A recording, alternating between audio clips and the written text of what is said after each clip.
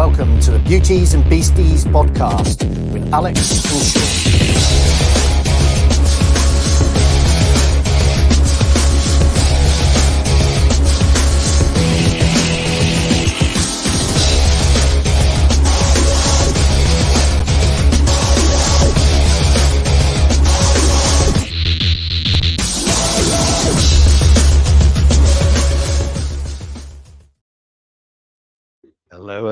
Hello. How are we all doing?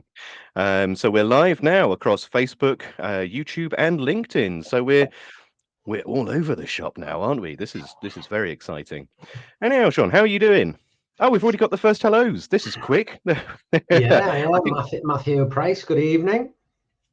I think we need to have some kind of competition running, don't we? From the first comment in there, you know, the first person to get a comment gets a prize. Don't know what that prize is. It could potentially just be a swift high five at the next trade show. There we go. All of them coming in to say hello there. So yeah, how's your week been, Sean? I ask you just as you put a coffee cup to your face. Yeah, okay. We've had a couple of areas that very rarely do we get a call to. All of a sudden, we've had rat jobs there, and every single rat job has been a drainage job, which is odd. Because this is like, I don't know, I think it's like 7-8 years we've been going now. And yeah, I was like, that's just weird. And they're all within a stone's throw of each other. So what's actually happened for that to occur, I don't know. But I guess that's probably above my pay grade. We're just there to sort out that individual address. But it makes your brain tick, doesn't it? It does. And I think that's the joy of pest management, isn't it? It's always a puzzle to solve. It's always something to have a look at. I think that's what makes this industry so appealing to so many people, is it's not the same thing every day, is it? You can be doing the same type of job for 8 years, as you say, and suddenly there's a surprise and a challenge and something different. Yeah, and we've been tidying up the office. We've done the office downstairs, the container, the trailers. We're getting ready for the summer coming, and one of the lads had an idea to put. We didn't know what we were going to do with the floor. I was like, I don't want to carpet it because we've got mucky boots. We don't want to put line or laminate down, and then it just grew arms and legs. Why don't we do AstroTurf? And I was like, that's a terrible idea. And I sat and thought, actually, that's a good idea. And then he was like, and then we could do a fake living wall. And I was like, that's a really good idea. So I've been doing a little bit of just getting on top of stuff ready to go. And your week? That's good. I do have to say very quickly, just Sean, we had a bit of a video chat earlier in the week, just to talk guests and everything else there. And Sean has been so proud of this little wall. The first thing he did when he logged onto the chat was just like slide his chair backwards and out the way and be like, have a look at this. So yeah, this is a big thing for him, this wall. Yeah, but you've got to remember, for those who, if you ever look at our first podcast, I think the comments I got from Davy Brown and others were like, oh my word, your office looks like it's been burgled. So it isn't a little thing, it's quite a big thing. And I think it's very indicative of where your mind is as well, because when we are just running around fighting fires, for want of a better word, so we've slowed down in this month and we've really put some time and effort in, hopefully. So March, April, May, June, July are a fair bit easier than last year, because it absolutely battered with. Yeah.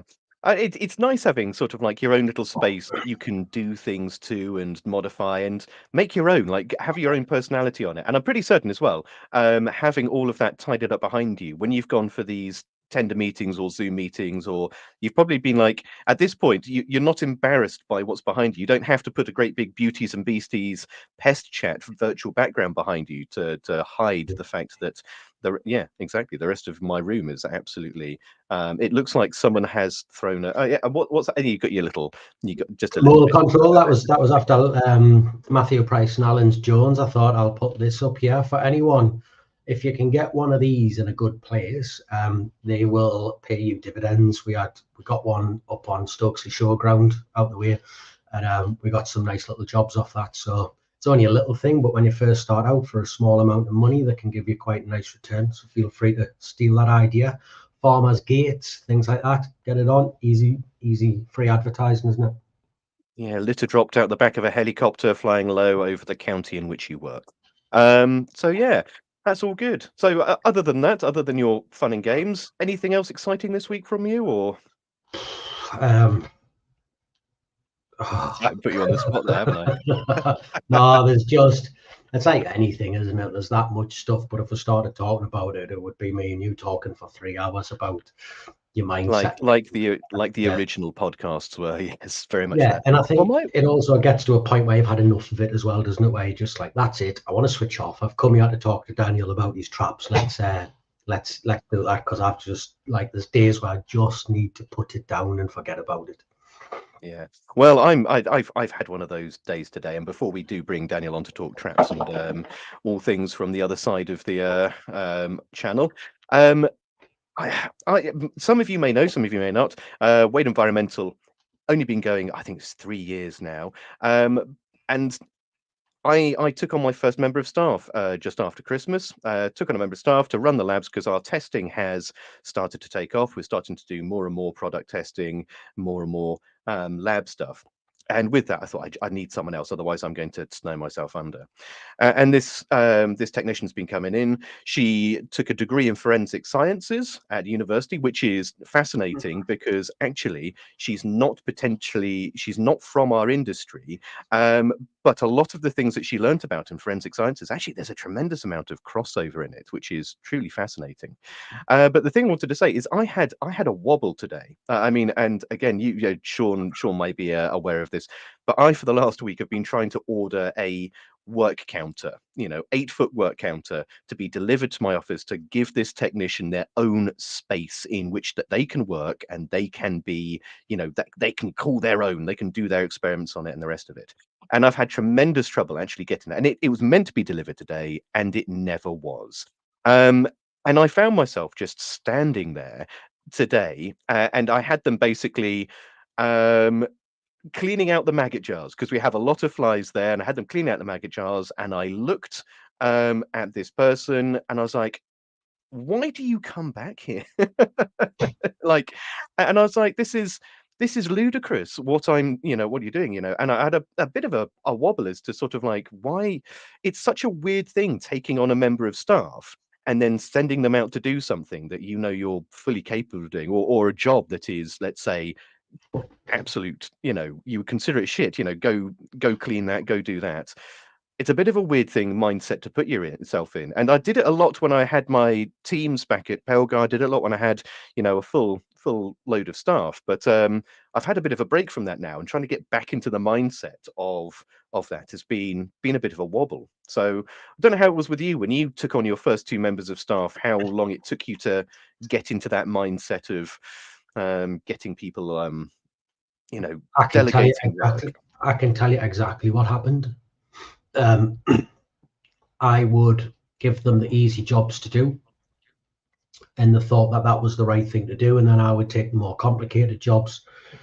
And then it got to a point when we were busy that there was 3 instances I can think of implicitly where I would have went to do the job, but I didn't have time to do it. I couldn't get there. And I was like, I've got no other option. It was Ellis. I'm going to have to send Ellis. I didn't think he was probably capable of it. I thought it would maybe have stressed him out. There would have been issues, but I was like, cometh the hour, cometh the man. So I said, go and do it. Like an hour later, you haven't had a phone call or anything, and you're like, what's going on? Don't want to pressurize them. 2 hours later, I still haven't heard anything. You ring them, and I was like, how's that went? He's like, fine. I was like, what? He's like, done it. What? Done it. All right. Ring the customer. I was like, done. I was like, bloody hell, like you really stepped up then. And then that happened on about 3 occasions, and that was the moment when I realized that it was probably my ego rather than their ability, because what I found was if you send them to the easy stuff, they're down here. You go to the hard stuff, you're up here. But the more hard stuff you go to, the more you learn and the less they do. So the more likely you are to send yourself. Whereas the only reason that you're up here is because you've dealt with the hard, difficult stuff. So the more you give them, the more they do this. And now there are definitely certain things where this has happened. trapping moles, shooting pigeons. There's numerous things now where me and my business, I wouldn't send myself to, because the lads, deal contracts and stuff like that. There's certain jobs now where I look and think I am no longer the right person to go to them. They are, because they've had the opportunity. So that was the and then once you realize that you're better off sending them, then everything becomes easier, I guess. That's what I would say. It's such an interesting transition, and I see so many of the folks that we have commenting on this. Some of you are micro businesses, as in just one and yourself and I, and others have teams of people. So those who are yourself and I, don't be afraid of taking someone extra on. There's a huge amount of reward from it. Either way, I think just quickly before you go, if you are thinking of taking someone on, the one thing I would say is, every time I've took someone on, I've wondered if I could pay their wages. Like, would the business cope? It very quickly gets to a point where you can't cope without them, where they are your business, and that money is a proper investment. So if you're sitting there thinking, can I, can't I, do it, and just, you will just work scale it out. up accordingly. Yeah, scale up accordingly. Scale up accordingly. Right, excellent stuff. Well, with that, I think it's time that we bring our special guest on for tonight. So without further ado, here he is. Daniel, how are we doing? Pretty good. Thank you for having me, guys. Oh, excellent. So I think you are officially our first our first, what's the right word of describe this? European, property guest. We've had well, technically we've had Robert Moon from France, but I don't think he fully counts. Sorry, Robert. He was an invasive species, wasn't he? He definitely was. Yes. Me too, though. I'm a German cockroach. We never said that, for libel purposes. But no, absolutely. Congratulations for being our first intercontinental guest or European guest. So, Daniel, for those who don't know you or know your company, just by way of quick introduction, say hello and introduce yourself. Yeah, absolutely. I am Daniel Schroeer. It's I think way too hard to speak or to spell German name, very classic. I'm 36 years old. I am co-owner and CEO with my friend Oliver of the company Futura Germany. Here based in Germany, doing businesses over 60 countries.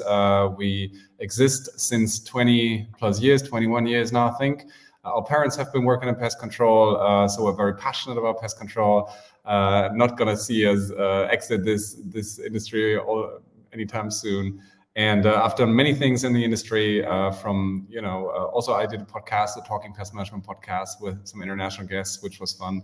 I love the industry. I'm very passionate about what we do as pesties, and we try to do some new things, some new bits and pieces in the terms of tech, a lot of IoT products and tech and software. And I'm happily married. I'm living in Germany, in the middle of Germany. So anybody want to come around for a trip through Germany, send me a LinkedIn. I'll show you some places, take you out for a spin or a pint, as you say in Britain. And I know a lot of you folks from the UK, and I've been to the UK so many times, in Ireland, meeting so many great pest controllers. I've already seen Mark Porter commenting. A lot of people that I know we've done business with, also Alex, obviously you guys, you've been a Pelga prior, and that's me. I think that's a short intro enough. Well, straight away, I have one question off that, which is, of course, your parents were in pest management before. You say you're 36 years old, although you don't. You look as though you had a very easy paper round. I am only 2 years older than you, and I look as though I have been beaten horribly, for most of those 38 years. But you said you've been in the industry for 21 years. So is that collectively you and Oliver have been in the industry for 21 years, or did you start your life in pest management from the age of 15? So a couple answers to that. First of all, Oliver founded the company. I only joined in later. So he's 10 years older than I am. So now it starts to make sense. He's 48, I think 47. I don't want to make him older than he is. He's had a birthday this Wednesday. So he founded it. I joined like 10 years later. But all of our parents, Oliver's and my parents, were not related, worked in pest control. My mother actually started working in pest control at Rentokil, obviously, and she got my dad on board. She got a friend on board who was Oliver's dad, and later on his mom.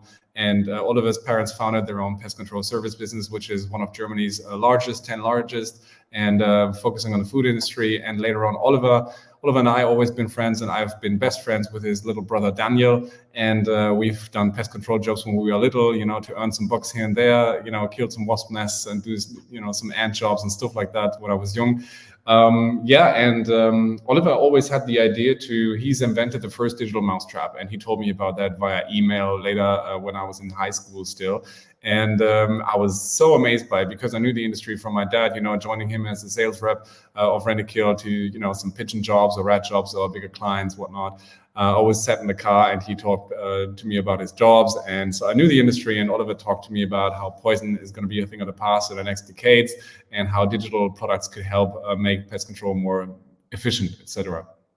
And well, he did it. And I always stuck around and had a small internship. And then I quit my job when I was 20 something and joined the company, and together with a lot of passion and friendship and adventures, basically traveling throughout the world with our first clients, with our prototypes. That was 2010-ish. We started to make digital pest control a thing. He's actually invented it 2006. Also a lot of patents around it. And from 2010, we commercialized it and brought it to the world. And from there on, we invented many, many products. We bootstrapped. We do not have any investors. We saved our money, put it back in the company, paid for stuff, failed, did it again, and built it up to where we are today. So just as you, Sean, I feel a lot of your pain, guys. Just as you guys. Makes my little office look shit, him saying that, doesn't it? You don't want to see how our office looked like. Oh my God. It's amazing how big oak trees grow from little acorns, isn't it? Yeah. So I'll tell you a little story. Yeah. Of course, we all have to start from somewhere, don't we? And Yeah. many of you guys are listening to this, and probably some of you guys listening to this do work for Pelgar. And I worked for, much like you, Daniel, my dad was in pest management, followed in his footsteps for many years. And when he first set up Pelgar, and we're talking setting up Pelgar 1995, it was a small operation. It was run out of one office in Liphook, and then all of the manufacture was done from a torpedo shed and rake. This, and we called it a torpedo shed because it was one of the original sheds that they used to manufacture the Whitehead torpedoes for the Second World War. So it's a very long, very shallow shed, which was designed to make a torpedo, but equally designed to not blow the neighboring environment to pieces if the torpedo decided it was going to go rogue. So we had this sort of like, it basically looked like a pig ark on steroids. And he and I and my brothers worked out of this shed evenings and weekends, manufacturing, boxing things up, sending out orders. And of course, now Pelgar has a range of factories throughout the UK and Europe and the rest of the world. And it's amazing how, as you say, it all has to start from somewhere. So Sean, it all has to start from a shed behind somewhere with a little flower garden behind you to give a little bit of life. That's where it starts. But the great thing about that is in 5-10 years time, you're going to be on another podcast, you're going to be on another interview, and you're going to be like, I used to work out of an office, and I used to think it was so cool having this little plant behind me. But of course, now I'm on the 94th story of the whatever building.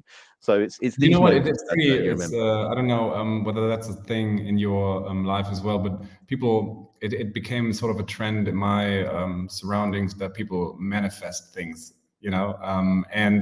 Funnily enough, Oliver and I sort of not knew about this, but what we did is we filmed ourselves in a video where we talked to the camera and we imagined that we would be us talking to ourselves in 10 years time and what we would have achieved by then in, millions of revenue and how we'd live and what car we'd drive and stuff like that. And Oliver said he rewatched it during Christmas and he said he got goosebumps because we've already achieve most of it, and some parts of it even overachieved. So it's crazy how sometimes you surprise yourself. And I mean, who would have thought of all the large tech companies today that they are where they are today, 10 years prior to today? So I think a lot of things will happen in the next 5 to 10 years, and especially in our very traditional industry. I absolutely love the fact, leaving yourself a time capsule. This is, because if nothing else, in 10 years' time, it's going to keep you honest, isn't it? Because for the years 7, 8, and 9, you think, I made myself a promise 7 years ago that I was going to be here, and I don't want that day to roll round. I don't want that day dot to roll round and for me to be like, I have let myself down and my ancestors as well. So so yeah, it's really nice. But I mean, from that, Amazon used to be a one guy. Well, it I used to be know. Jeff, didn't he? Jeff Bezos. He ran a bookstore, and he was fed up Correct. of his bookstore failing, so he went online and he went from selling books to sending spaceships to the moon. I mean, if that's not a trajectory, what else is? So there we go. But And no, there are I'd love to hear. so many stories in between of the Jeff Bezoses of some, small town in the UK that we've never heard about. So, we can be that. Maybe not the next Jeff Bezos, but definitely the 100,000s of people that have created successful stories for our ecosystem and humanity in between. Absolutely. So go on. Tell me a little bit more about. So, what was the before Futura? What were you doing as a job? Was it just purely rento, or what was it that you were doing? What was your life Yeah, no, before I Futura? went to study economics. I've always, since I was a teenager, funnily enough, I was interested in economics and business, and I read business magazines, and I had even an article when I was 15 in a small, a German, quite renowned business magazine. And it was clear to me business. And I had a lot of, my mom had a few friends who ran family businesses that were large and mid-sized, and I did some internships, and that was it for me. And I knew I wanted to do that. And so I went off to study it. And in the first semester, it was not for me, to be honest. So I've seen so many within my 2 internships that I had in a management of 2 quite large family businesses, 100 million plus in the board actually. So I've seen how the businesses were run by the people that owned them, or were CEOs or OOs or whatever. And then I started studying it, and I thought, it was fun the first semester. And the second, I was like, I do not need any of this to do what I wanted to aspire, or what I'm aspiring to do. And to be honest, I quit, and I thought a lot about it. I had a lot of pressure from my family, but I just couldn't do it. My mom was very sick in my early days as a teenager, and I could not waste too much time of my life. It was always like a big thing for me to live in the present, and I felt like I'm throwing 4 or 5 years of my life away, and I couldn't do it. So I quit, and I went to I made myself a promise. I applied at Deutsche Bank, which was offering, after an MBA or a master's studies of business, the second thing after it, which was an apprenticeship for in banking and finance. And I only applied there. I got it, and I said if I did get it, I would cancel, study at uni and go over there and do the apprenticeship. So I did that in 1.5 years. And I was very successful. I was the only one that got taken over by the banks in 6 years, because there was a recession back in the days with the banking crisis, and I was the first to be offered a job, and I was very proud of it. So I worked there like 2-3 years, but then Oliver and myself were chatting all the time about how we'd revolutionized pest control, and I had a very lucrative option working in wealth management at the bank, and I always wanted to. I always bought some stocks, maybe 1 or 2 when I was a student, didn't have much money, but I did it, and I was always interested in that. So I was always interested in managing large portfolios for clients, and I did that in private banking when I was a banker, and I wanted to go to wealth management for like high net worth individuals. And I was offered a junior position, and I did not take it. And I went to work with Ollie and basically start up our company. And we did that. So it's very adventurous. Such a sideways step from investment banking to pest management and technology. That's right. Do you feel that your, even your short stint at university, or the exposure you had to those internships, has, what has influenced the trajectory of your business more? Your knowledge about pest management, or your history of pest management, or the time you spent in those other industries? I mean, which has been probably the biggest benefit for you? For sure, not anything with pest control. I mean, 0, maybe 1% impact. I do not recall too much information or knowledge from my experience in the past as a kid.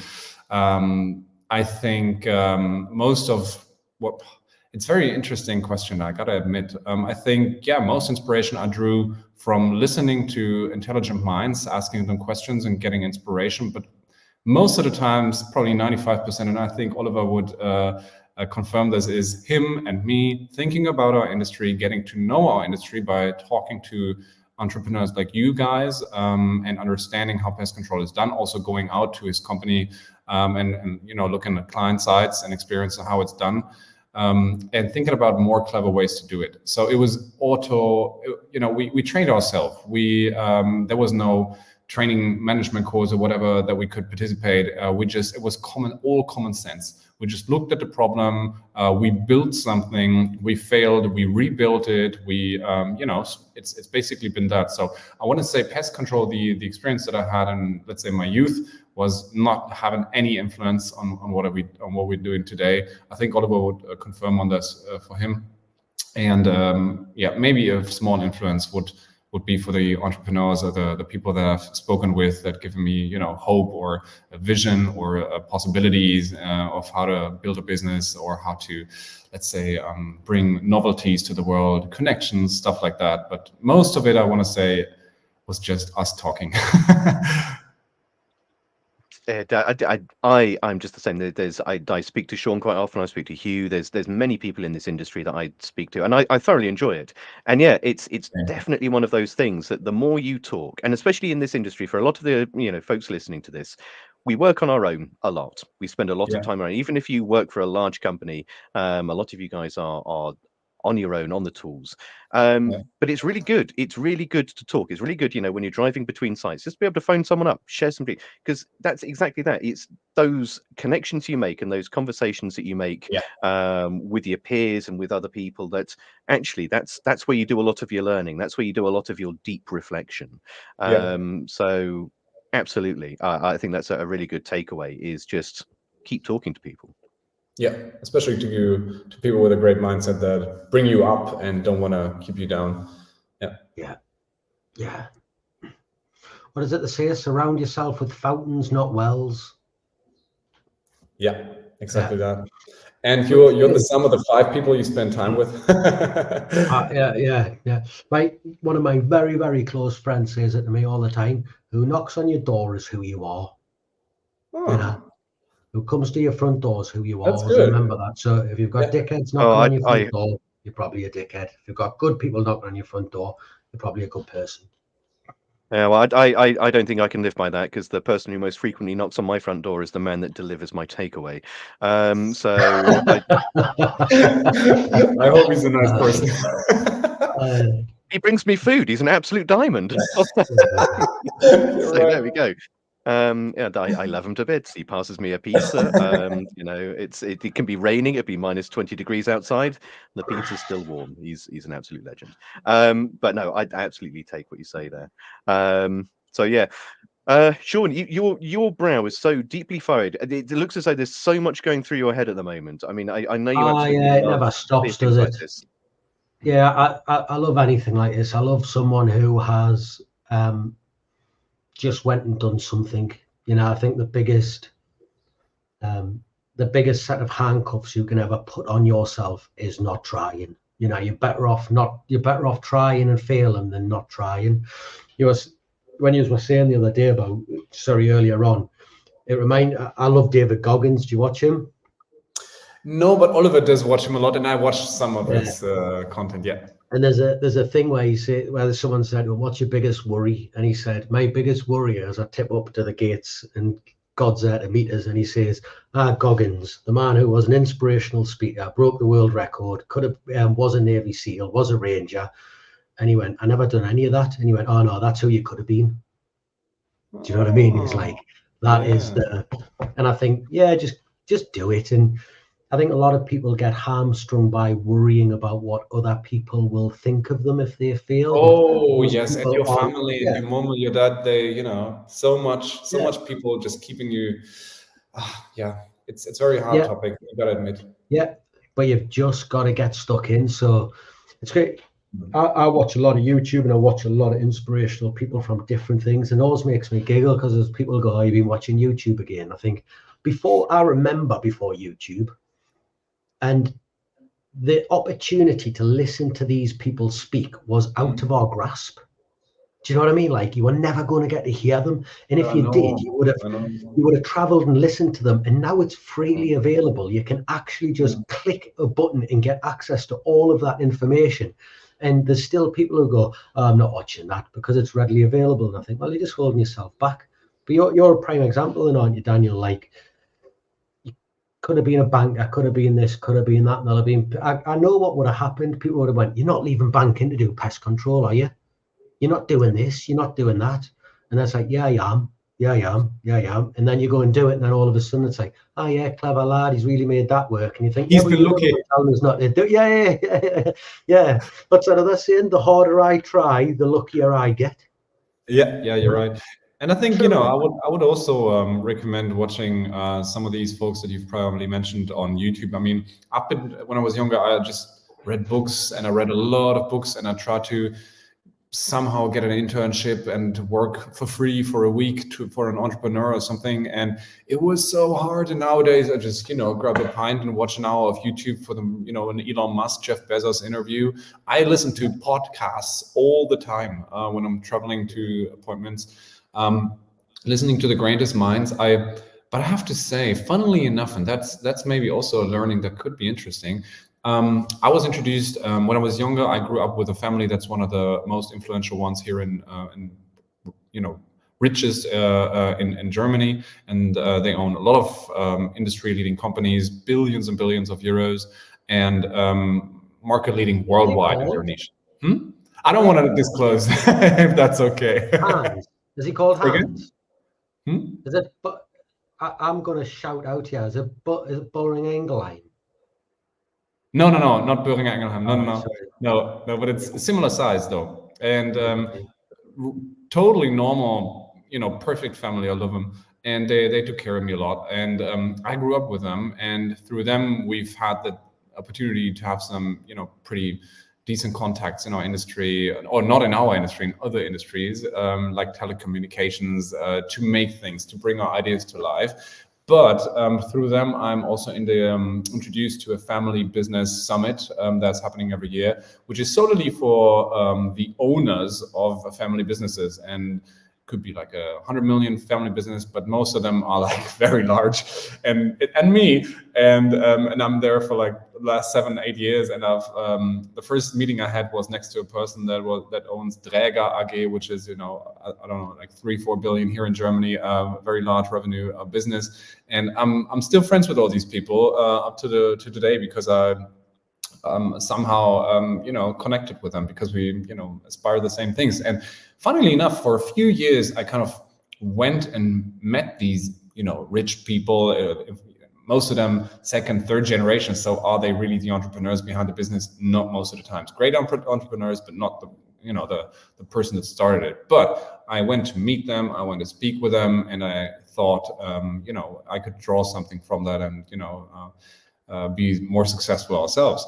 But fun fact was, looking back to that and my phase of 3-4 years where I've spoken to so many successful entrepreneurs, is I couldn't actually take away so much. The more then I focused on, again, all of them myself, just sitting in a room and think about how we could make our solutions better, was just enough, or it was the best that we could do for our business, and we couldn't benefit at all in €1 of revenue or one bit of improvement of our products through these influential people that rule the world or whatever.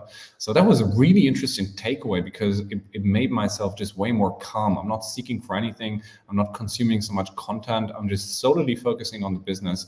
And from there on, it went way better. So the last years were just amazing for us. So Yeah, I mean, that's incredible, especially to have those contacts, and it makes me feel sort of like very humble that you've come to speak to us. I mean, I think the combined net worth of both Sean and I is equivalent to a second-hand larder. It's I love Ladas. Don't talk bad about Ladas. I love him. well, in which case we've hit that right on the nail, haven't we? But no, that's amazing, and it's the level of context that you must have been able to generate through that. As you say, so much of your stuff is digital, so having those contacts in the telecommunication industry probably was an absolute godsend, because it means that you're able to not just source the cheaper bits, but the best bits for that as well. Now there's some questions coming in, which is fantastic. Yeah, And I think cool. actually, if we bounce back to the one from Guardian Pest Control, Sean, just before we start that, because I was going to ask this one as well. So actually, I think while we now edge into talking a little bit more about Futura, Yeah. I'd love to know what the first product you made. Not necessarily you mentioned before that you conceptualized the digital traps very early on, but they didn't hit the market until much later. What was the first thing that you put into a box and then put into a mailbox and send to someone? Oh, thanks for Probably that. glue. Thank you, Paul Yeah. Peters. That's exactly what I needed. That was damn. Sorry, I don't know if Sorry. you saw that or not, Alex. Someone wrote something. Daniel, someone wrote something. Oh no, I didn't see that. What did he or she write? So, for the benefit of those, and I'm going to read this out, like the mean tweets That's thing. mean. Yeah, that is mean. So, for those listening is back love? and listening on Actually, love. Spotify, I'm not going to see that. Paul Peters, thank you very much, has asked, "Geez, Lex, why do you continue to look like a billy goat's nutsack?" All I can say is it's hereditary. Mostly on my father's side. So there we go. But back to the question. Yes, Daniel, what was the first thing what was the first product? What was the first thing you sold, put into a post box, had an order for? What was that? Yeah, so Oliver, he founded Futura 21 years ago, and the first thought was to it being a trade company. So he bought in masses, volumes of glue boards and sold glue boards. That was the first couple of years. Oh, okay. So the first thing wasn't. I was expecting you to say, an early prototype of the Gorilla Trap or something like that. No, the first things were just glue boards. Yeah, so the first years was really trying to be a distributor, but it didn't work. And then he invented the digital mouse trap, and he invented several other things like the Naras, the Gorilla Traps, and many other, like the emitters and much more. And I think so that's for 2006-ish, and then 2010-ish was like the breakthrough of digital, where we had our first large customers, and from there on we just scaled it up. And I think after obviously Anticimex and Rent-A-Kill, who have 500,000-600,000 devices out there, we are market leader right after them as an independent manufacturer of probably currently like 150,000 units in the market. So that's where we are now. So yeah, I mean, Clive's asked as well, what is digital trapping? What is the concept? How would you describe digital trapping? Is it just a way to collect data? Is it a way of life? Is it, what is it in your mind, in your words? Yeah. What encapsulates this digital revolution that we are experiencing? So I want to take it off digital trapping and towards digital pest control. What I see behind it is not software. It's mainly products, like a phone, like an iPhone. It's a product, a hardware product that I can install that catches my moth, catches my rodents, or shows me the activity of it and sends it to me over the internet with a SIM card. And I have an app on my phone, or I get an email, or I have a login that I look into with a dashboard that shows me all of my customers and all of the sites where I have activity. Let's say you have 1,000 of all the boxes. As a pest control, you always have boxes that you put on into smart places. And instead of looking at the boxes manually, a digital pest control product, a hardware product, will automatically inform you what's happening inside or around it, and that will help you to work more efficiently, so you don't have to drive to the customer every week, every month, but only if something happens. Always depending on customers. Some where you have an infestation, you need to go like every week or even even more, but the regular periodic contract customers like a Tesco or a Walmart or a McDonald's or whatever there is, some of them don't have an infestation, and it's more practical to just go there 2 times a year and let the digital traps for moth, cockroach, ants, rat and mouse, flying insects do the job for you, and only go there when the AI or the software tells you to, and only go not to the 500 traps that you have in the Coca-Cola site that is very large, but only go to the 6 traps that have shown activity. And spend the rest of the time what we have been trained to do, looking around, doing IPM, proofing, etc.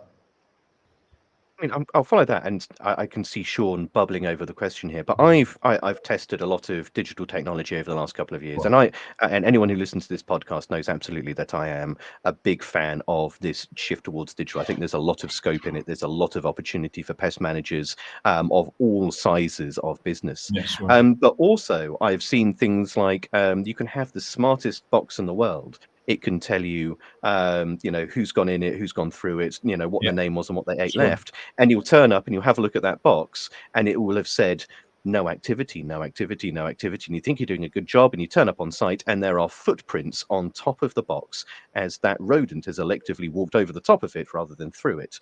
And so there is a really big fear with digital technology that if it's used as a substitute for a proper routine, as you say, only going 2 times a year as opposed to going more regularly, there are some real risks with that. Absolutely agree. I mean, in the end, the pest control operation is only as good as the strategy that you choose for the very site. And a digital trap or an analog trap, it doesn't make a big difference as long as you don't have the full strategy for the site in mind. But it can help you a lot. And there are occasions where rodents, especially as probably mice, the biggest threat or biggest, it's the most interesting species for digital pest control as it's the biggest market and the most hard to control species. They can absolutely be a pain to control. And no matter how good the digital product, it probably doesn't work. And I'll tell you, it won't work only through digital traps. It will only work, and that's, in my opinion, never going to change with, it's only going to work with IPM, with the IPM scheme, which is the pyramid of all the different sorts of pest control means that we have. And it's cultural, it's hygienic, it's physical, where there's trapping and there's, monitoring and digital trapping inside as well. And then at the very end, after biological pest control, is chemical pest control. And it's always going to be that. The only thing that a digital pest control is going to do for you, it's going to give you some independence of any law change that might come towards you. We are all aware of the discussions that are currently in the European Commission, in Northern America, in the environmental government agencies of probably the UK and definitely here in Germany, Benelux, Scandinavia, about the reduction of anticoagulant rodenticides. I think to cut it short, it's probably, most of the rodenticides used is mainly probably by farmers who misuse it. I think not by us as professionals. So it's a bit of a pain to us as an industry, but that's what's happening. And it's definitely only realistic that in the next years, it's going to be reduced a bit. So traps give us back in the days, that's, I think, the most interesting thing is, why did Oliver invent a digital trap? He went back to trapping alone, analog trapping. Why? Because rodenticides did not do the job for him anymore. Avoidance, bait avoidance, resistance, we fought this and we did not have any bait intake, so he used traps again. But it was a pain to check up on them in a large site. So he bought a burglar alarm and attached it to a mousetrap, and a live mousetrap in the very beginning. And that's how digital pest control kind of started in 2005, 6-ish. And it was only a means of, I don't want to check the traps every day. So it was not, I do not like rodenticides. I do want to work it more efficiently. It was just, I want to get rid of the mice, and the trap did a job better for him. And I think that brings up a really, sorry, Sean, I've jumped in every time here, and you take the lead for a second. I think it seems to me like your target audience, your target market is the bigger sites. That's what you're looking at. And like, we don't do a hell of a lot of bigger sites. In fact, we're probably, by your standards, do zero.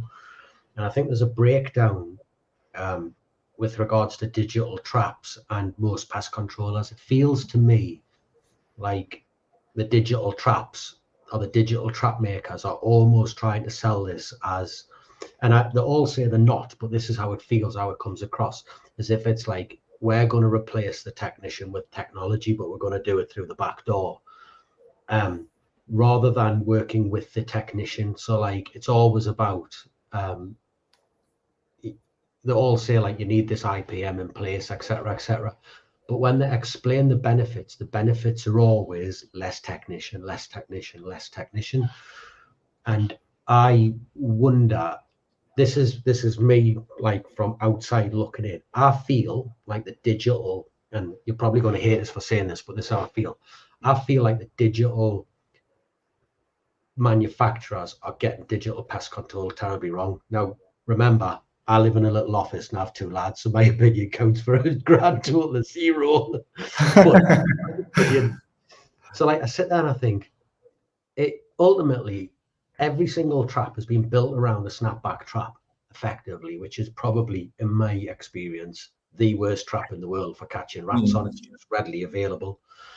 And then you roll on to the next thing of like, it's very binary. It's 1 and 0. You've caught a rat, you haven't. Lex was saying about rats jumping over the box like this. There's so much more that digital could bring in to give to the pest controller, so that they can tailor that package so much better for the customer, and we can start informing the customer of what's going on site, far better. And it just feels like it, and then the cost of it against like what's going on, like how do we get to a point where digital pest control works with the pest controller? Or am I right, is this AI and pest control is the deep-seated narrative that eventually, hopefully, we'll get rid of him and he'll just come once to set it up and then move on to the next site, or they'll only call you in if there's a problem? Where does this go in the future, and how do you get there, and how do we make this work for everybody rather than just the big sites? So very, very good questions. First of all, I want to say we're a bit different than large manufacturers because we work mainly with actual pest controllers. So not any board of directors as such. Like we have like especially a group of a bit more than a dozen of entrepreneurs that have small businesses that are down there in the drains and work in the fields every day that test our products. So that's where we believe we are one step ahead. Technology-wise, technologically of our competitors. But so if you ask me, I do not think it will, revolutionize, especially your work of, small to medium-sized customers, or maybe end customers that have an issue, call you up, you have 3, 4, or 5 callbacks, you go there and kind of have a solution for the problem. I don't think that's where digital pest control just really fits in. I think where it's going to have a large impact in the next 5 to 10 years is on, if you look at our market, it's $28 billion US large internationally. And I think just as a guess, I would say probably half of that is infestation, and the other half, or like 60-40, is monitoring, probably 40% being monitoring maybe. And I think it's targeted towards the monitoring bit the most. So the large corporates and also the large family businesses that exist, for the supermarket chains, the food chains, the restaurant chains, the banking sites, the government buildings, the schools, and the distribution centers, the food industry, the pharmaceutical companies. Most of them are probably at some point evaluating whether for their periodic services, once a month, whether they are going to bring at some point a digital box into their service offering to increase efficiency, to maybe balance out the visits, to not have 12 visits anymore, maybe only 6, and the 6 being not spent on controlling the boxes, but having more like a survey and maybe checking the few boxes that have sent an alert. I do believe that's where the biggest impact is going to be in the pharmaceutical food industry, where it actually does make sense. And you have to remember that the traps are getting better and better and more low cost or cheaper by the year. So where a trap currently costs like in the 40 or 50 euros, for the product, including box trap and bait and battery and whatever there is, it will probably very likely in the next years be around the next 2, 3, 4, 5 years be around the 30, maybe even lower, the higher the quantities go. And then it does make sense to bring them into the acute or, the acute pest control, where you actually have a job with, I don't know, 2, 3 follow-up visits where you put in the box and you don't drive to Mrs. Thatcher, tomorrow to control everything, but only when the traps that you've positioned there that you can reuse, obviously, tell you about it. And I think what digital pest control does for you is only, it's basically like in our home, some people use safety cameras connected with the Wi-Fi, some kind of use their phone to remind them of tasks they want to do. It's just going to be some are going to be more open towards using tech bits to help them with things in their life. And for some, it may only be one niche. And for another company that has a totally different client portfolio, it might probably be, switching the full portfolio, because it gives them so much more information about the sites that they have, about the planability. And it sometimes helps them just to gain more customers because of digital, it is just, it's marketing wise, it's a great aid, but also in the retention of a customer. If you have a customer, let's say distribution center, and you put in your digital devices and your software, it's the probability of the customer leaving you for another guy that's cheaper, that has different tech, or no tech at all, is just lower. So I think we have to differentiate. There are always going to be pest control businesses that are the larger ones that take care of distribution centers or any chains, and there is always going to be the pest controller that does the job, whatever it is. And I think digital pest control is definitely going to start to really have a big impact on the bigger companies or mid-sized companies that have the bigger customers, and only slightly or here and there on the smaller ones. That's my thesis, I guess. Alex? So you made a really interesting point just a moment ago, which was the more embedded digital technology becomes, that that cost, the prohibitive cost bracket, is going to shrink and become smaller and smaller and smaller. If I was to ask you to shake your magic 8 ball and to look into the future, when do you think that is? Because that is honestly, for so many people listening, that is the thing that puts them off digital pest management more than anything else, is the fact that if they want to deck out, if they want to sort of like set up a site and they want to go predominantly digital, there are so many hidden costs. It's not just the setup cost, it's not just the cost of the units, which can be prohibitively expensive, but also then you have the running costs of replacing batteries, you have the running costs of SIM cards, you have all of these other costs. And at the end of the day, what are you selling? You're selling data, you're selling reactivity. That smart trap doesn't kill a rat any faster than a regular dumb trap does. Oh, All Alex, it tells you about it faster. So when are we going to see this break? This is such a good point, and I do understand every single one that has not bought or has not liked their digital traps just yet. And I'll tell you why. There's so many factors to it. So first of all, to have a single rat trap, mouse trap digitally connected, you'd have to buy it. It wasn't cheap, 70 to 100 euros, or pounds, a bit less. And you would have to buy a repeater and a gateway and sign a contract for like a SIM connection and log into the software, etc. And to be fair, you just wanted to test the darn product, and you had to buy so much product with it, and it was like 250 bill for just 2 traps. It's ridiculous. So the time is with you all that feel the pain. Why? Because we've been there, we've done that. It's basically all back in the days, where you had to pay like 5 euros or 4 pounds or 3 pounds a month for a SIM card connection. These days are over. Also, the days are over where, imagine this is your site and you put down 10 traps inside, 5 traps outside. You have to put a router there, a repeater here, a gateway here, and all these bits and pieces cost like 200, 500 pounds, plus the SIM connection. Incredible. And where to put the repeater, and here another repeater, somebody unplugs it. Nightmare. So everybody that's had this experience, I can tell you that's over. And to tell you the truth, if technology was quicker, the infrastructure was available earlier, I think our business would be 10x as large as we are today easily, because I've done these installations myself for large sites, for small sites. It's been a pain, even more frustrating for small sites because of the cost of it. It's impossible. For large sites, A, they don't mind. B, the infrastructure of the repeaters and gateways divided through 100 traps is way less. So, higher probability the customer is going to sign off for that. But now, I have one here. These things with the box, with the battery, with the trap, with the SIM card included, cost 49 euros, everything. So that's probably like 45 pounds or something. And that's only for an average quantity. Like for larger quantities, if you buy a few hundreds or even a few thousands, it's going to be a lot less. And the SIM card fees that we have are below €1. So there is a SIM fee or a server fee or a software fee, which is for everything. You have an app, you have backups, you have multiple logins, like there's everything in it. There is SIM card with an international connection in it. And the thing is, you never have to put a repeater or a gateway down ever again, because these things, no matter where with 5G connection, connect to anywhere. So that's for me is a game changer. I think like the products have not been good enough and just overpriced, because that's just the time they were created in. So that's changing. So I've got. Can I say something? Oh, sorry. Yeah, I've got something.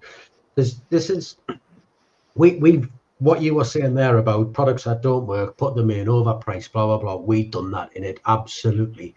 We tried it once. The product wasn't fit for what it said it was. They then wanted us to start moving a modem into offices that we didn't control to try and get the site, or they wanted to move the boxes to where they weren't going to be effective, etc., etc. Cost a fortune, like really, really sickened her. But then, it just so happens, I didn't have this by chance.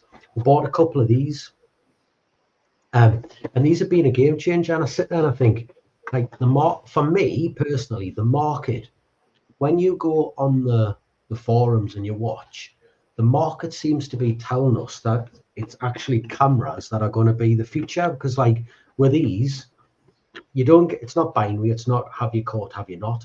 It has something run over your box, has something run around your box, has someone put something in front of your box that will stop it from working. Is there anything else on site, whether that be birds, dogs, protected species? And more importantly, it brings the technician into it, because then the technician starts to learn everything about the site, not the ones and O's, and he gets to go to the customer and say, this is what we've saw, this is what we've done. We haven't had this box, we haven't had this trap checked, we haven't had it set for however long, but we've had 2 rats run past it, so now we're going to set it, rather than constantly have it set. Because the digital traps, like checking them twice a year, that's great, or even 4 times a year, or every 6 weeks or every 8 weeks. But as I say, and people say you don't have to spend time with them, and I'm like, but they still get full of slugs, they still get full of leaves. Yeah, they still get full of debris. There's 101 reasons why you have to open that box up every month, notwithstanding the fact that I've found absolutely nothing that is attractive in a month's time that's going to get something to go in. So you still have to update your bait. And it's like, why do digital traps? And as the cost of everything comes down, we've now got like, customers are even doing it. They're taking their Ring doorbell. I know, yeah. And you can watch the rat, watch their behavior. And I think we would. I've got something for you, Sean, that you're going to like. Yeah. Really? Go on. Yeah, so exactly. Oh, we've got a scoop. We've got a scoop. Hang on, is the scoop? It's a scoop very much along the lines of. Say again, sorry. No. Will we see cameras and boxes? Clive's asking. Yeah, cameras and boxes. Clive Andrews do it. Love it. No, Sean, exactly what you said. I mean, like 7 years ago, we thought about the future of our industry, and we've created all sorts of different trapping products and stuff like that. And I truly believe the future of pest control will be cameras. And back in the days, we've patented something. And I told you earlier about the billionaires. I had an idea and it was deemed to be impossible. And the billionaires connected me with some people that try to work on the impossible. And we wanted to make a camera that's super tiny, smaller than a box of cigarettes, with 2 battery cells. It's still lasting 3, 4, 5 years. With having a SIM card inside, so you don't need any repeater, no Wi-Fi, because Wi-Fi is not, it's very insecure on a scale, and very inefficient as well for data transmission, but that's very techy. And we wanted that camera to be darn cheap. So our goal was like 20, 30 bucks in the future. That was always our dream.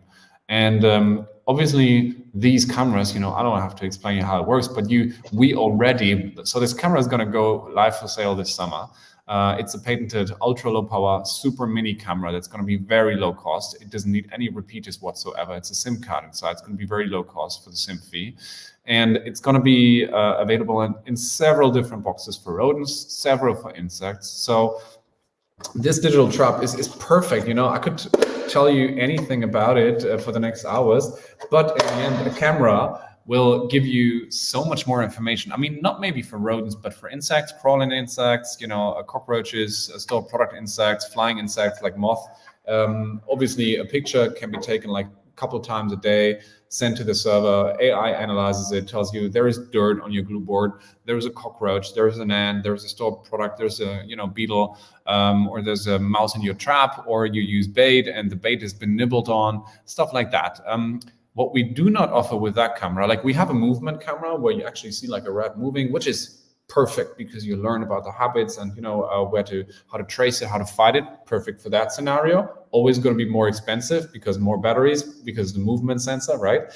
But the camera that we want to build on scale is a camera that does not have a movement sensor as a standard, which only takes periodic images inside of a box, for instance, and tells you whether the bait has been consumed, whether there's been something with the trap, whether there's something on the glue board. And before you drive to the site, you can have a look at the picture yourself and evaluate whether your AI has decided for you rightly. I have a question here because you've mentioned something. I'm not sure if anyone's picked up on this, but twice now you've mentioned the B word, bait.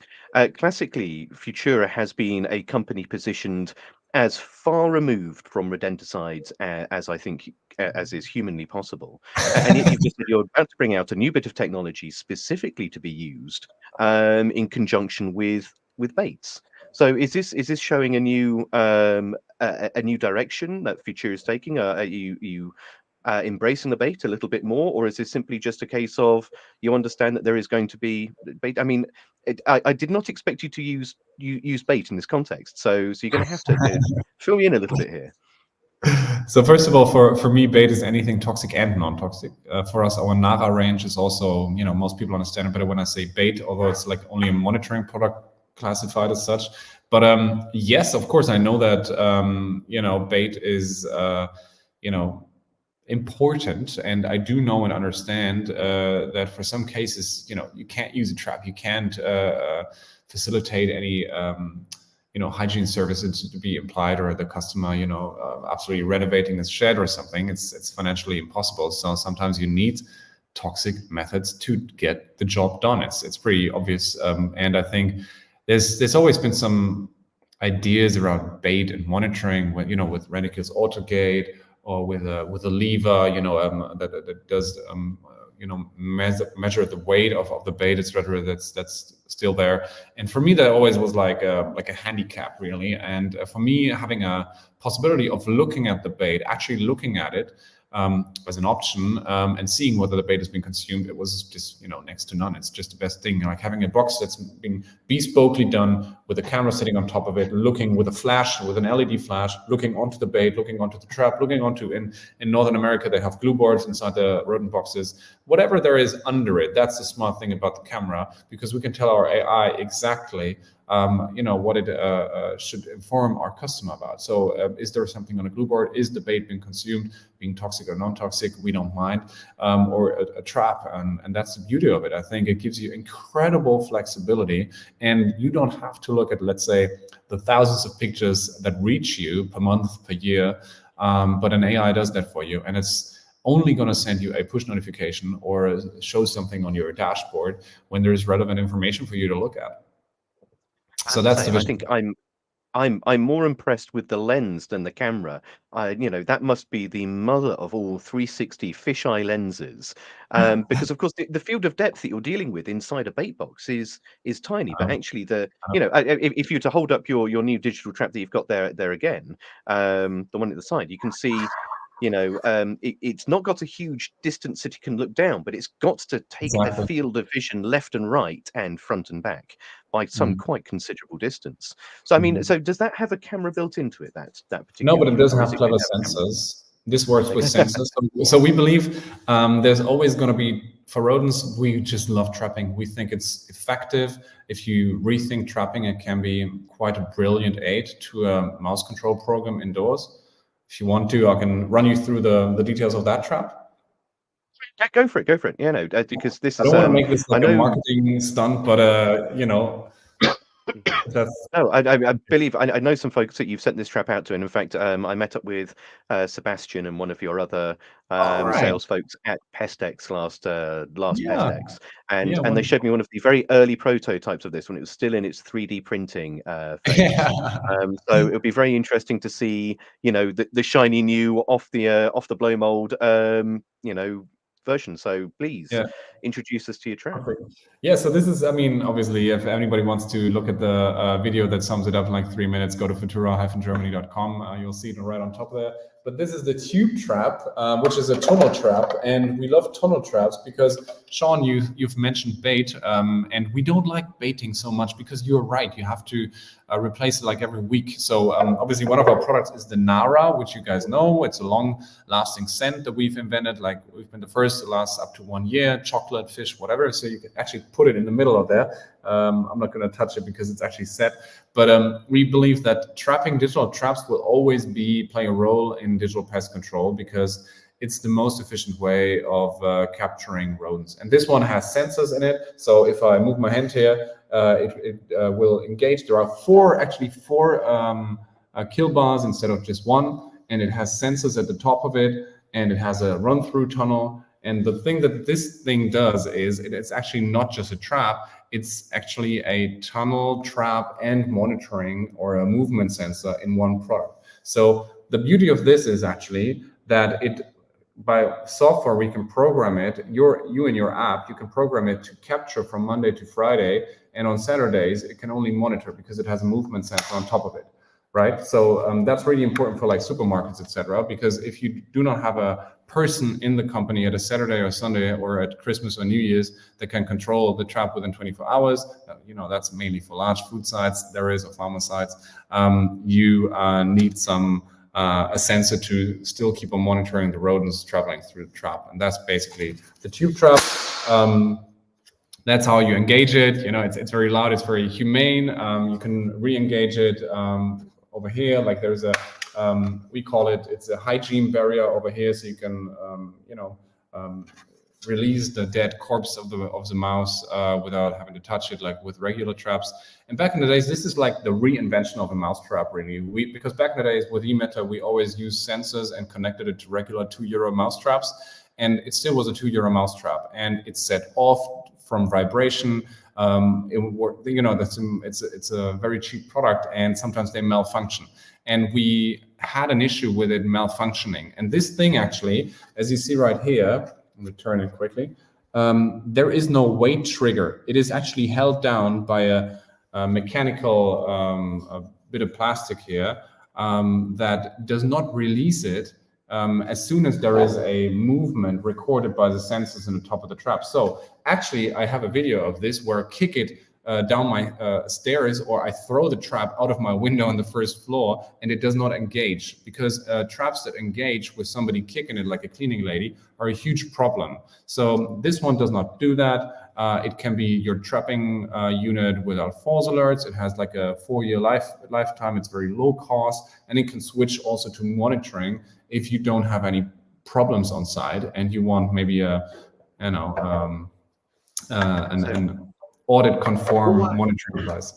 Why as an industry do we why in an industry do we seem to have blinkers on around a box? Is it because it's what's always been, or just what we expect? Like, why why when we've got so much digital capabilities and AI and this and that coming in, why do we as an industry absolutely fixate on that box against that wall when the picture is so much bigger when it comes to the development of these products?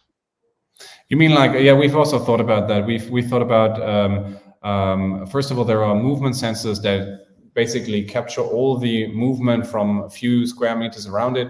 The thing is, with all these movement sensors, the data that they give to the technician is just very raw, and most of the times it's probably false alerts of some cleaning lady or some water or some temperature change. And for images, for cameras that actually take an image, I mean, you could still look at it, which is going to take you a lot of time, but they're still going to alert you there's going to be false alerts, a lot of false alerts. I mean, we tested it and it was a nightmare. I mean, we had so many thousands of alerts coming in where the system, I mean, not one system, you can make one system work and have a look at it and be tolerant with a few bits of videos or pictures that are, not showing any rodents there. But of course, you can use an AI to see a rodent traveling through the image. What you can't do, though, is you can't have a, let's say, live feed camera, such as the one you had with the screen earlier, and you can position it on top of let's say the ceiling, because you still have humans walking through it, and no company at least is going to allow you to do it. So that's a perfect thought, but it's in theory great, but in practice nobody's going to allow it. And yeah, if you have to place it underneath some shelves or something, it's going to be only half as effective because there's going to be so little room. So I agree with you, but anything that can be productized is mainly around the box, because people love their neuralgic locations with a box and with the likelihood of something getting into the box, because it's just manageable. You have like a closed ecosystem of the box, and if it's designed to a certain extent that you have a bit of flexibility, maybe 2 or 3 different box types, then then it probably does the job for you monitoring. It's not perfect for an acute infestation, but I think for monitoring with digital devices, it's quite good. Yeah, it changes the landscape, doesn't it? My consultant counterpart, one of the other directors, Lulu's on here, but the other director of IPMC is a guy called Ollie, and he has an expression that he absolutely loves, which is light bulbs weren't invented by candlestick makers. And the flip side of that is if you did try and get a candlestick maker to invent a light bulb, they would invent a light bulb that looked like a candlestick, and everyone would complain that it made a simultaneously shite candlestick and an awful light bulb. And so I think I kind of understand what you're saying, and also, but a lot of what Sean's saying, which is we have so much scope with this digital revolution. It's new ground. It's the crest of the wave. And yet we seem to find ourselves fixating on what is comfortable and what is known, when really we have the capacity. Pest management it's getting to the 21st century, but there are so many other industries that have so much more fantastic tech. And you have to look at Boston Dynamic. They've got a little spinning disc on top of a camera that can map out an entire room. And can you imagine placing one of those on the roof? And we get very sort of like this is going to sound awful and a little bit strange. But when we talk about pest management, we need that data that we analyze to be visible to us. If it's a picture on a camera, it needs to look like a rat. If it is a rat in a box, it needs to look like a rat in the box. We are terrible for extrapolating data from the abstract. However, if you have a look at any of these cameras that are used by AI, they're not looking for objects. They're looking for anomalous data points. And if we can get our head around that, we could create a trap or a box or a bit of novel technology and allow that to interpret the data and then present it to us visually. And I think we're really sort of like hobbling ourselves by this, as you say, this nostalgic connection to what we've done. And that is just my opinion. I have to say. I've got a question for you. I've got a question for you, Daniel. I've got to know the answer to this. Go ahead. How, moving sort of away from the pest control side of it and more on the business side of it, over the years that have been coming up to now and the years in the future, how do you as a business keep yourself ahead of the curve and not allow the competitors to catch you? So you're always better. What's the thought process or the physical process, the logistical process behind the scenes that keeps that ticking so you don't go stale, if that makes sense? How have you managed that? Probably because of almost a schizophrenic form of perfectionism and wanting to find the perfect solution. So we've never stopped. There's not been a single evening where I've not laid in bed, and also my, our management or my business partner, Oliver, where we thought about the solution. And the next day we tackle it through addressing some top-notch, let's say, telecommunications CEOs or some other people we got a contact off on some industry event for technology and tech and some other industry that inspired us. And we always went and I'm very upfront with people. I love chatting with people, and I'm very curious and but also very grounded. So I love to learn from everybody, and I have had so many great ideas, and I try to question what we did in the past. And in the end, we did not have a person that told us do this or do that, but we sat there and we confronted ourselves and we looked each other in the eye, and we really took some really bold and, looking back, risky decisions. And that always kept us away from, let's say, the competition, who most of the times does comparable bits and pieces. And if you look on our website, our traps are incomparable to them. I mean, something like the tube trap does not exist. That's anything is built from the ground up on our experience, and also on the experience of thousands of our pest control customers who've signed NDAs. We've tested 1,000 prototypes with that. So we've invested a huge bunch of time and money to making a product better. And we've taken on bold decisions. Like, we were the first company that put a SIM card into a trap in 2015 with 2G and then 3G and then 4G. And now, some companies have copied that trap, and then we've ventured on to a new standard on the telecommunications network, and just doing the next bit of technology. And also sometimes challenging what's possible, because back in the days we try to send images with only 2 battery cells over a new standard that's called narrowband IoT, and people said that it's impossible. You need Wi-Fi for that, you need LoRaWAN for that. And we said, no, we want to do it this way because it's more secure, it's more scalable, and it can be cheaper for our industry. And we patented it, and we were the first internationally to send an image over narrowband IoT in the world as pest people.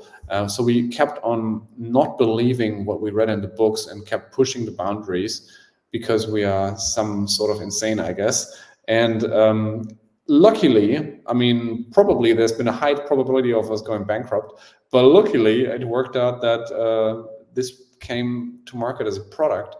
And I hope that answered your question.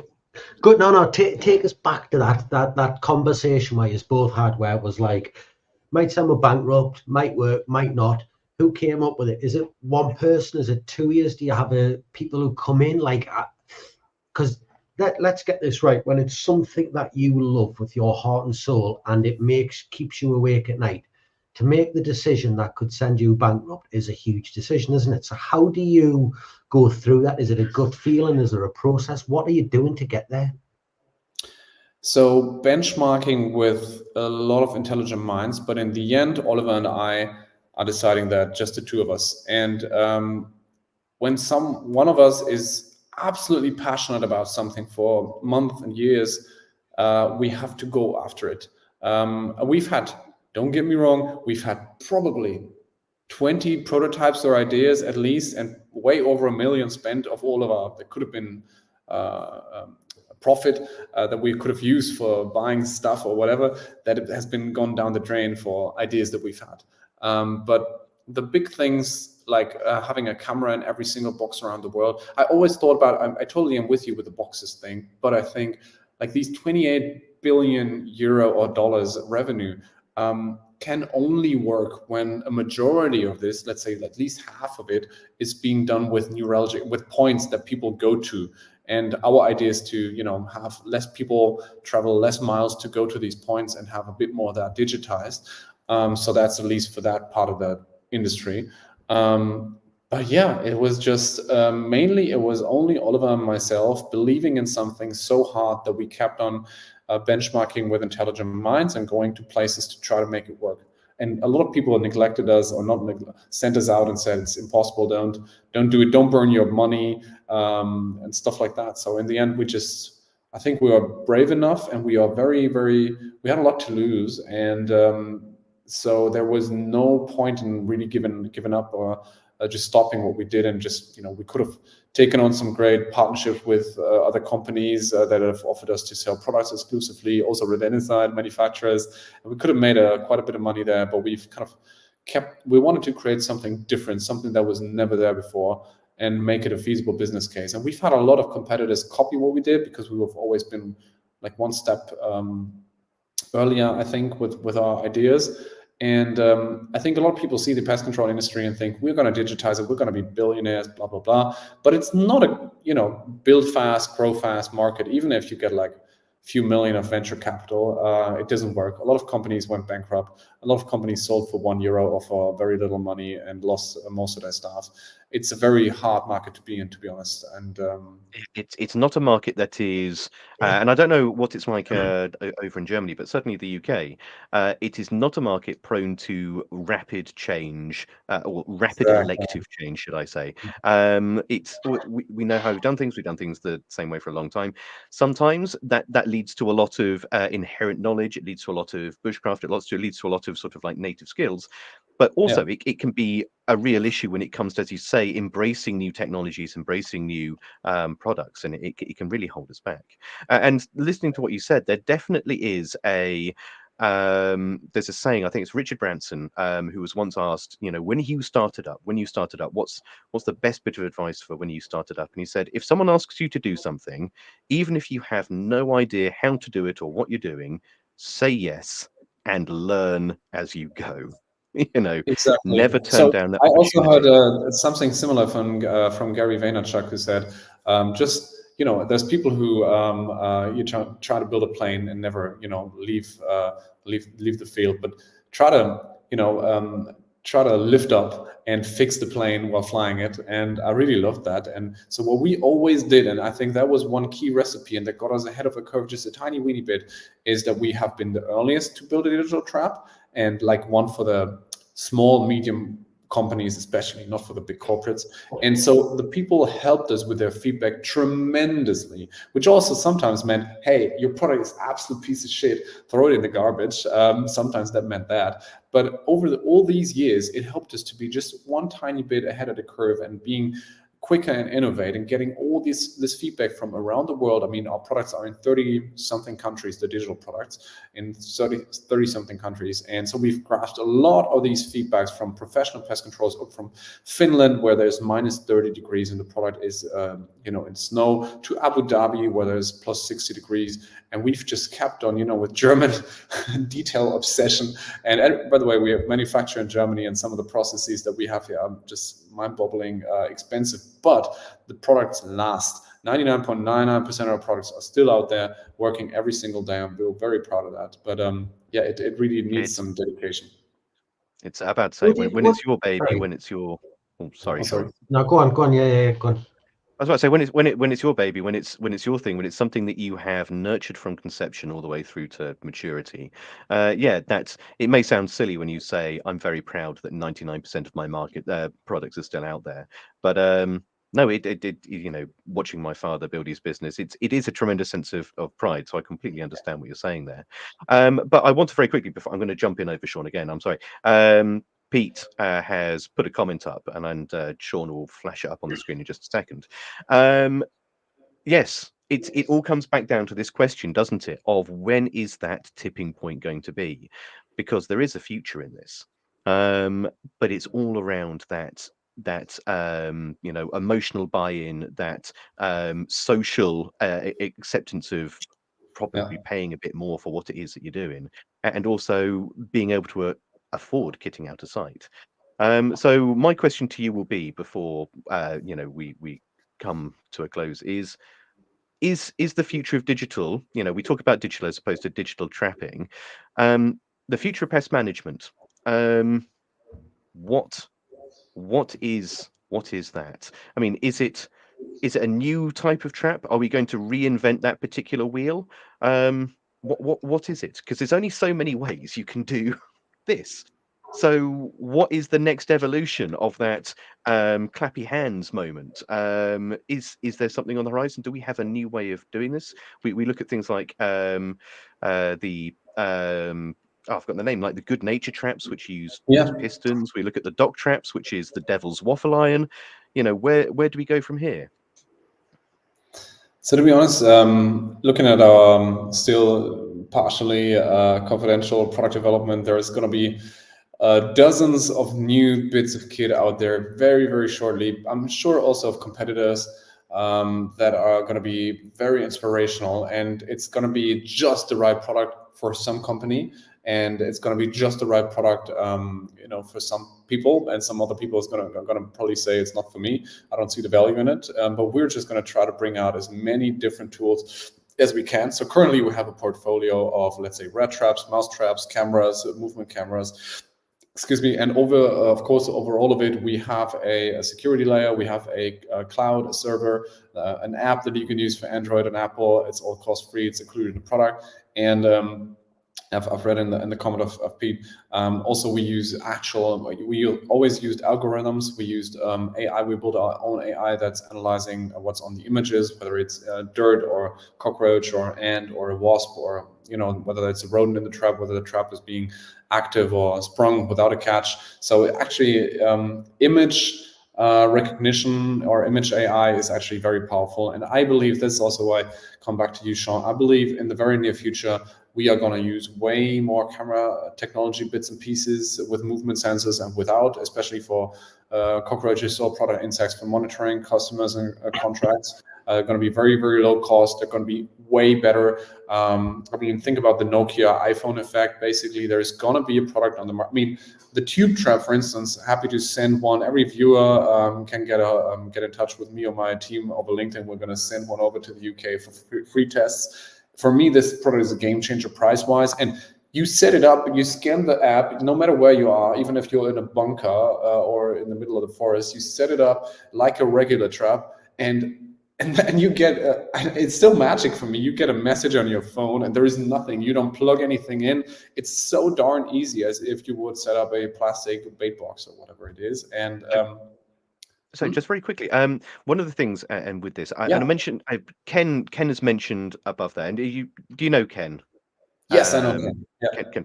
So does Futura work with Ken? Because I know Ken tried to do a thing a while back where to try and bridge the gap, where one of the biggest problems with digital technology was the fact you had company A and company B and company C and company E, and everyone's bought out a different bit of digital technology. And one of the big problems with that is it meant that the technician had to put all their eggs in one basket because it's an expensive system. It's all eggs in one basket. And of course, what people really want to do is they want to see which bit of technology is best suited to that particular site instead of enter that. And I believe, and Ken, forgive me if I'm getting this horribly wrong, but he spoke to a lot of you guys where he took all of the API keys and he created an interface where you could see all of those bits happening in the same thing. Is that the case? Are you working with Ken on that? Is that still a thing, or are you able? Is your reporting software able to look at other people's technology so we can mix and match? Is where I'm getting at there. Yeah. So to be honest, yeah, we're working with him.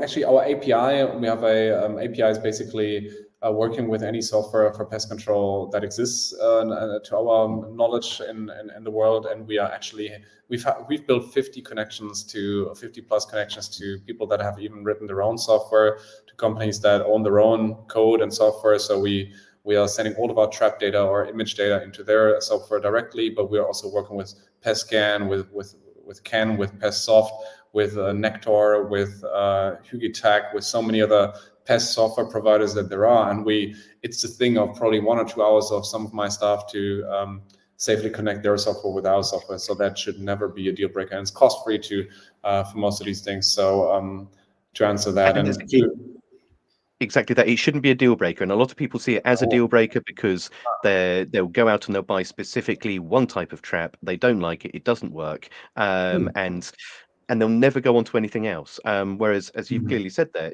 a lot of the software now from Yes, Futura and from others, it will integrate into third parties, correct, so you can correct. use multiple. And we've Total got our flexibility. silent, Guardian is Hugh, Oh, and nice. Hugh is our silent Oh, partner. He lovely. is, if anyone remembers the Chris Moores show, he is our, the little producer, he who does not speak. But he was showing us your trap actually before we came Oh, onto the really? podcast earlier. So look as though he's been enjoying it as well. Yeah. So there we go.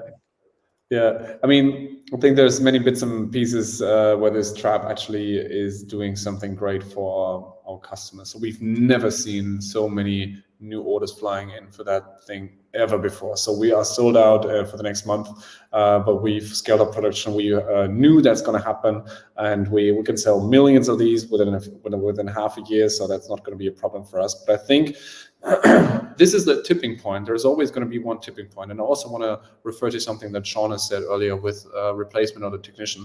No interest in that. There is never, in my personal opinion, there is never going to be a world of pest control without a technician. It just doesn't make sense. AI can be as good as you want to. You still need a guide to walk through over the farm, through the food production, whatever it is.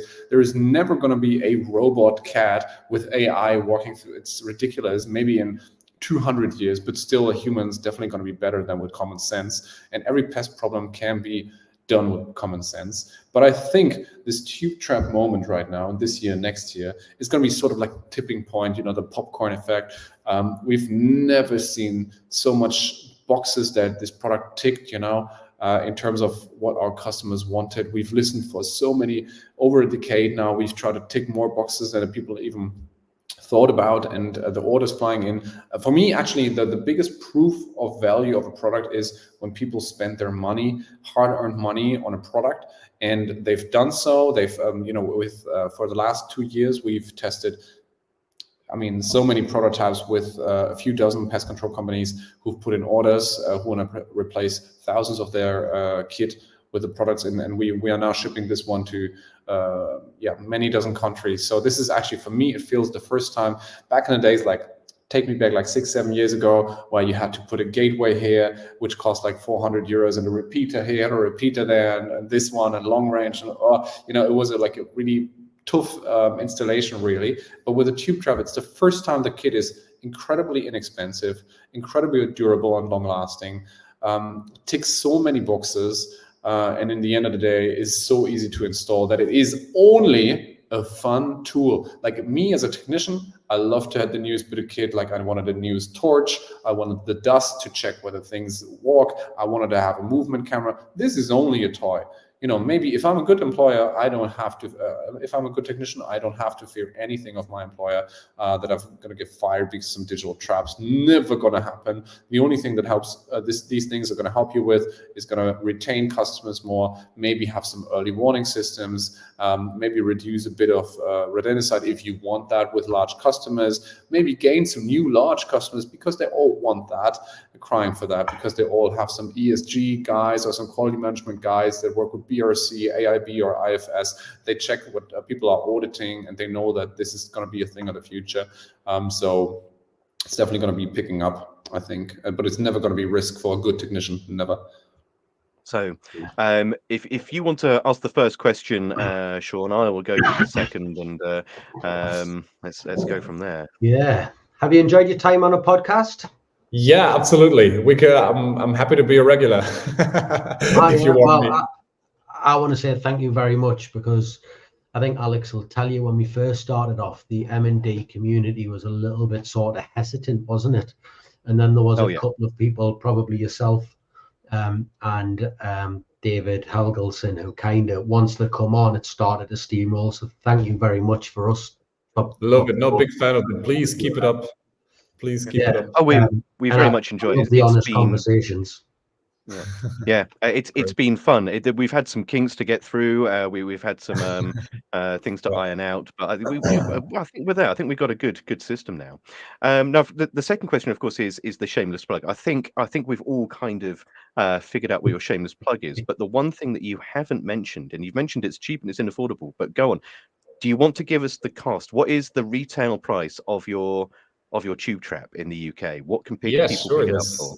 Absolutely. So I mean, you have pounds, so it's always difficult for me to convert. But let me tell you I that. can convert. Go on, shout it out. Thanks, Sean.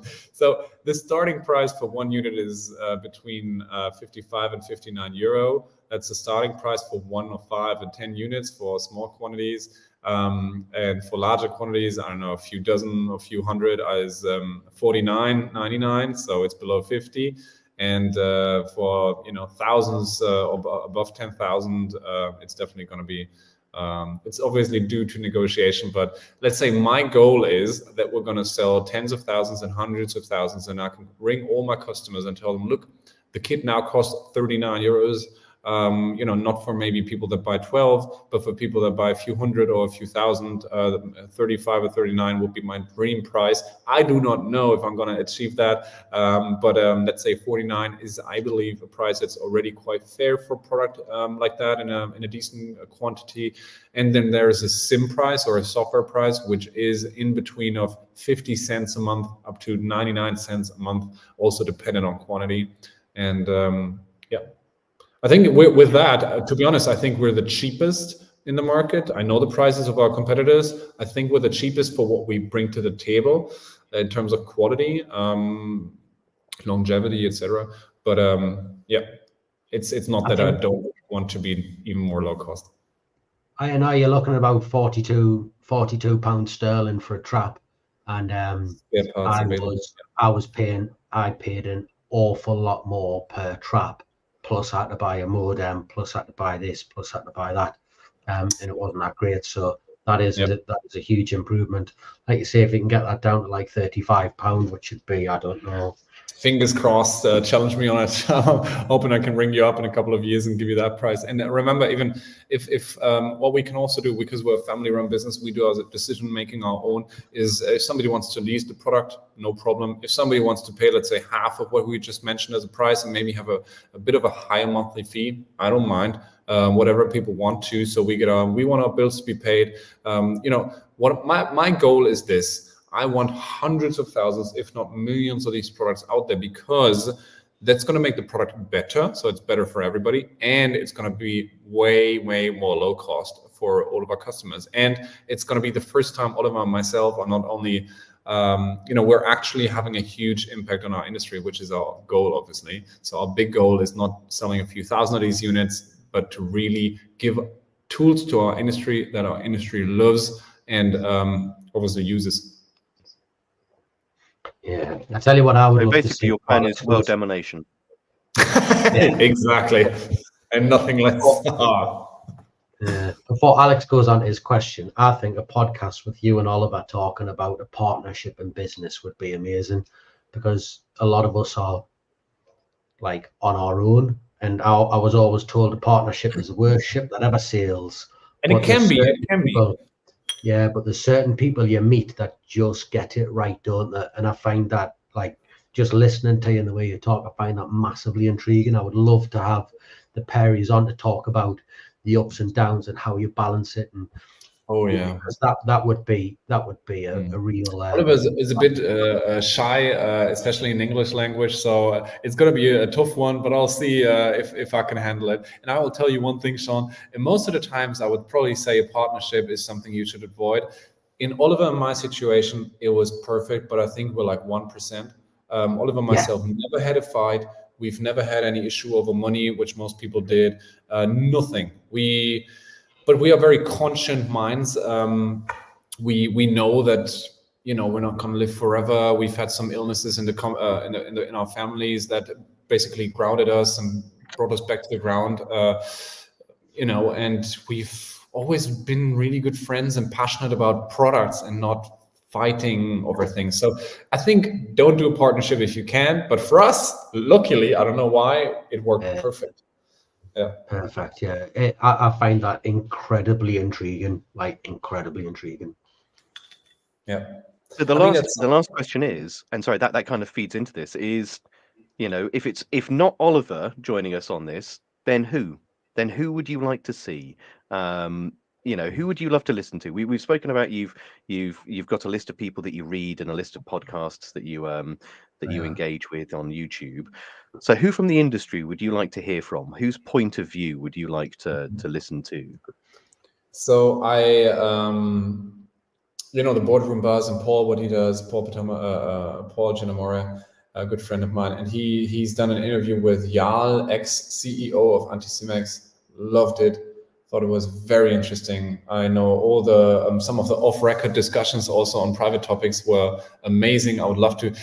I'm maybe a bit of the person. I would love to learn a bit more detail about Andy Ransom's private life, about some the CEOs and owners of mid-sized or small family-owned companies' private lives. I'm always wanted myself a section in Pest magazine where people talk about their hobbies, maybe collecting cars or renovating their old cottage, or riding horses. I love the private things, the people behind the industry, because I've talked to the last 15 years of my life. We're talking I was talking about rodents and cockroaches. So I do love a bit of balance in it, and getting to know the person behind the industry that I've surely got to know quite well.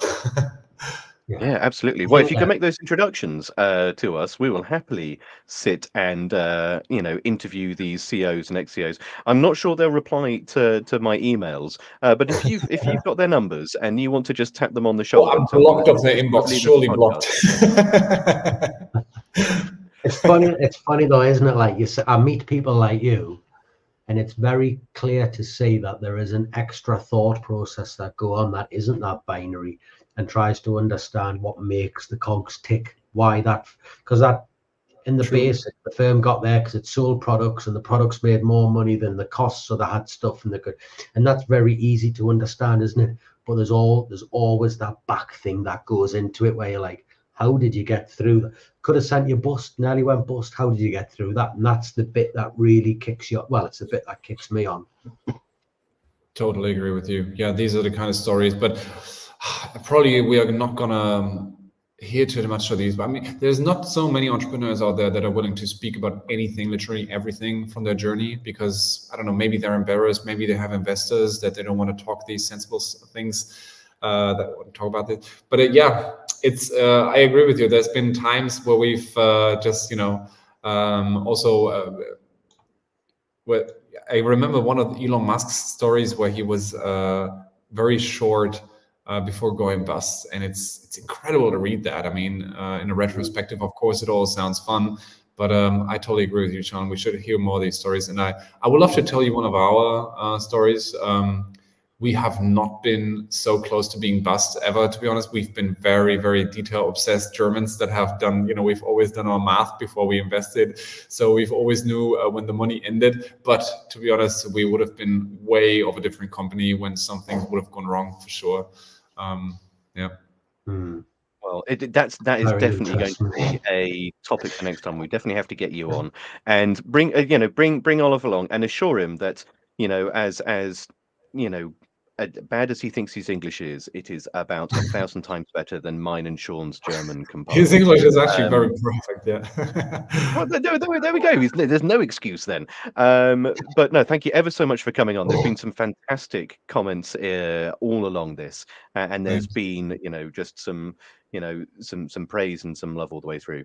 So absolutely, thank you for coming on. It's been an absolute pleasure. And Sean, I'll pass it over to you to close up. Yeah. Last question is, stand by so I can bring it up. No, that's for 3 questions, isn't it, Al? It is, yes. That's for 3. Yeah, I'm away with the make. This is my brain ticking. I'll always say, you're furrowed, but that's usually because my face cannot hide my brain. So I am listening intently and taking it in. Thank you very much for being here. Thoroughly enjoyed having you on. It's been an absolute pleasure. It's really been. Thank you guys so much. Love the conversation. So thank you very much. We'll definitely have you back on at some point. And next week, I think I'm going to try and get John Sage on next week. If you haven't met John Sage, you don't know John Sage, that has potential to be a really interesting podcast, like an incredibly interesting one. So let's see if we can get him on. let's see if we can go from there. And then I don't know if are you coming to Pest X? Yeah, absolutely. Yeah, me and my team are going to be there. A couple guys. Yeah, I'm coming down. Al will definitely be there, won't you, Al? Oh, I'm speaking at the event, so if I'm not there, I'm going to be in trouble. Oh, you're just going to have to shout very loudly.